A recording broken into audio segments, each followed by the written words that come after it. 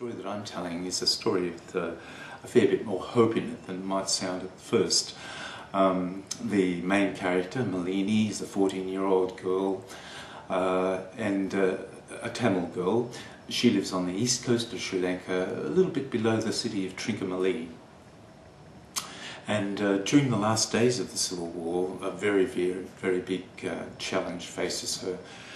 She has to lead her sister Banni, who's a good 6 years younger than her. Malini is 14, Banni is about 8 or 9. Has to lead Banni to safety by heading west and heading inland in Sri Lanka, across open country, across mountains, across rivers, to what they hope will be the safe haven of her grandfather's farm and orchard at Ulla Alakana in the centre of Sri Lanka. It's a journey which really at the very start seems to have very little hopes of success, but the reason that Malini has to make this journey is that in the last days of the Civil War, the Sri Lankan army had cornered the last of the Tamil Tigers, the LTTE, Liberation Tigers of Tamil Eelam, the Tamil Tigers, on the eastern coast of the country.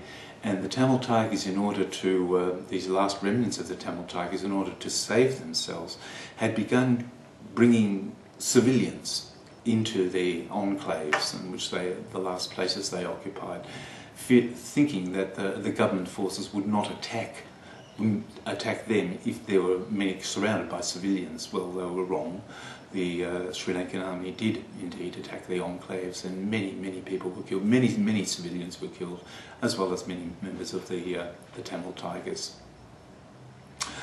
So the story told in Malini is the story of this journey of escape from certain death inland and eventually to the haven of Ulla Alakana, the village of Malini's grandfather.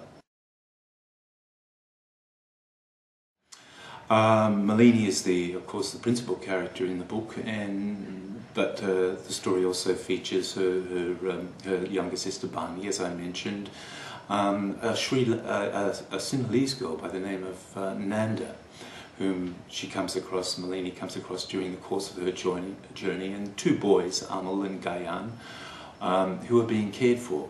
Boys of only 5 years old are being cared for by Nanda. Nanda and Gamal and Amal and Gayan have all survived the destruction of an orphanage. Only some months before, they'd been living almost a feral existence in the wilderness in Sri Lanka since the destruction of the orphanage.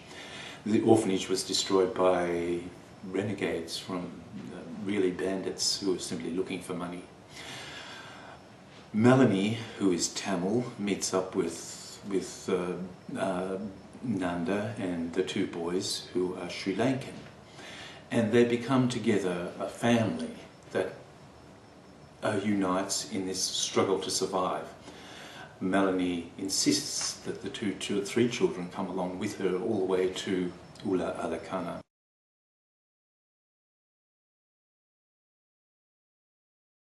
The journey to Ulla Alakana is full of perils.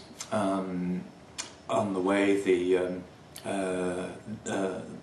Malini has to use all of her wits, all of her intelligence, all of her courage to help the entire little family of refugees survive. This is a refugee story within the country that the refugees live in. So it's not a story of people who get on a boat and travel elsewhere. They live in Sri Lanka. They're refugees within their own country.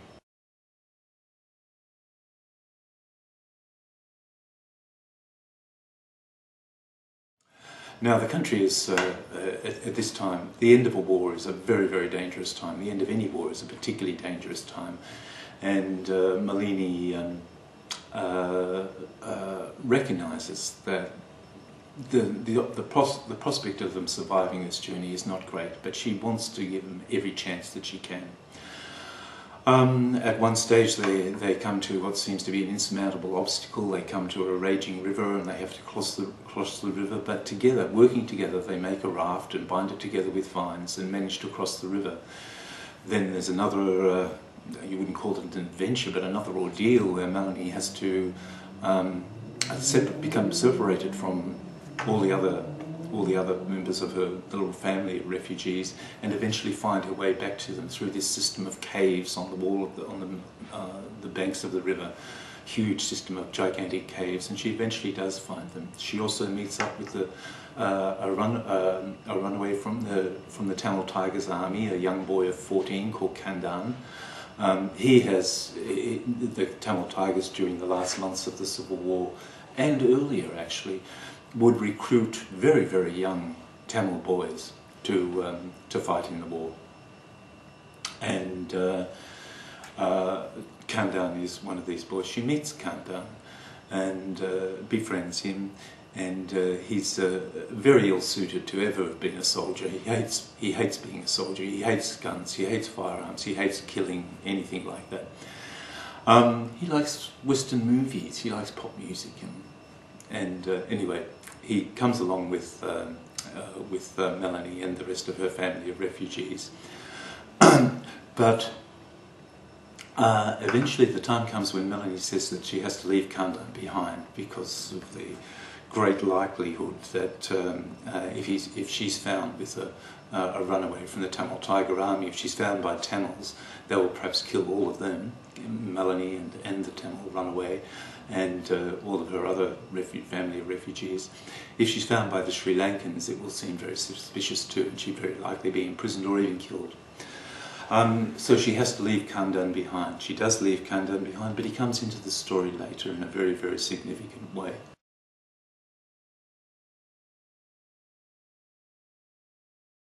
The book has a theme, an important theme, and it's this.